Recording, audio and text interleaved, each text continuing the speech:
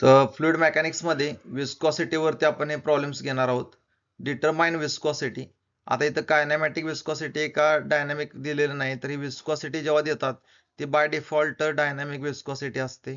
याचा अर्थ म्यू आपल्याला फाइंड आउट करायला लावलेला आहे. Of a liquid in poise, तर विस्कॉसिटी जी काढायची ती आपल्याला पॉइज मध्ये काढायची, लक्षात घ्या. Having kinematic viscosity 6 stoke. तर कायनॅमॅटिक विस्कॉसिटी म्हणजे हा व्ही दिलेला आहे. व्ही ची व्हॅल्यू दिली 6 स्टोक. मग 6 स्टोकचं कन्व्हर्जन आपल्याला मीटर स्क्वेअर पर सेकंड मध्ये करायचंय. स्टोक याचा अर्थ centimetre square per second. Centimetre square per सेकंडचं मीटर स्क्वेअर मध्ये करायला 10⁻⁻⁴ न मल्टिप्लाय करावं लागतं. आपण 6 स्टोकचं कन्व्हर्जन केलेलं आहे. Kinematic viscosity 6 stoke and specific gravity 1.9. Specific gravity म्हणजे कॅपिटल एस. तर प्रॉब्लेम स्टार्ट करूया. प्रॉब्लेम स्टार्ट करण्यापूर्वी फॉर्म्युलांची लिस्ट फ्लुइड मेकॅनिक्सच्या प्लेलिस्ट मध्ये ठेवली, ती एकदा वाचून घ्या. डेन्सिटीचा फॉर्म्युला आहे S into 1000.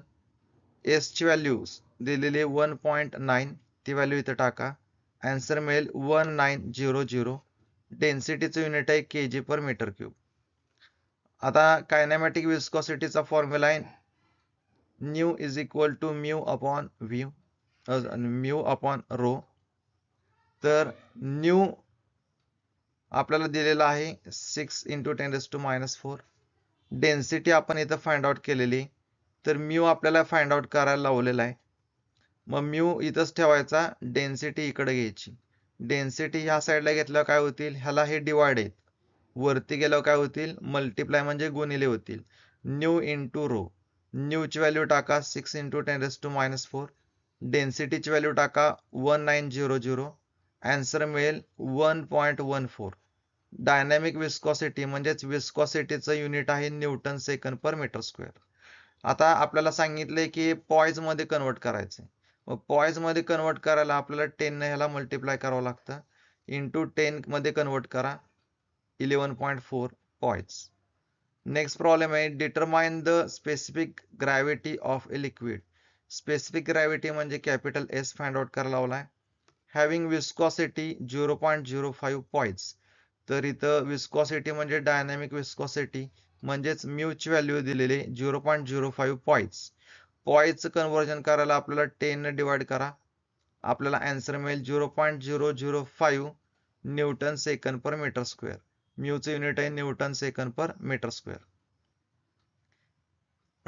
And kinematic viscosity 0.025 stoke. म्हणजेच न्यू दिलाय 0.025 स्टोक. स्टोक म्हणजेच centimetre square per second. Centimetre square per सेकंडचं मीटर स्क्वेअर पर सेकंड मध्ये कन्वर्ट करायला 10⁻⁴ न मल्टिप्लाय करावं लागतं. तर फॉर्म्युलांची लिस्ट दिलेली आहे, ती एकदा वाचून घ्या. Nu is equal to mu upon rho हा फॉर्म्युला आहे. आता या फॉर्म्युल्यामध्ये आपल्याला म्यू दिलेला आहे आणि रो पण दिलेला आहे. म्यू पण दिलेला आहे आणि न्यू पण दिलेला आहे आणि हा रो दिलेला नाहीये. तर आपण हा रो फाइंड आउट करणार. मग रो काय करणार, आपण ह्या साईडला घेणार आणि न्यू ह्या साईडला घेणार. फॉर्म्युला काय तयार होईल, rho is equal to mu upon nu. Rho is equal to mu upon nu. Mu आणि न्यूच्या व्हॅल्यू टाका, तर तुम्हाला आन्सर काय मिळेल, rho is equal to 2000 kg per metre cube. आता इथं काय केले, 10⁻⁴ वरती घेतल्यावर काय होतील 10⁴. ही इथं तुम्हाला नेक्स्ट स्टेप दिली. तुम्ही डायरेक्ट असं यूज करा किंवा डायरेक्ट असं थोडं सिम्प्लिफाय करून तुम्ही सॉल्व्ह करू शकता. आता आपल्याला यस फाइंड आउट करायला लावला. यसचा फॉर्म्युला काय, रो अपॉन 1000. रो ची व्हॅल्यू आपण इथं काढली 2000 भागिले 1000, म्हणजेच आन्सर येणार आहे 2. आता एस ला काही युनिट नाहीये त्यामुळे हे 2 आपलं आन्सर झालं.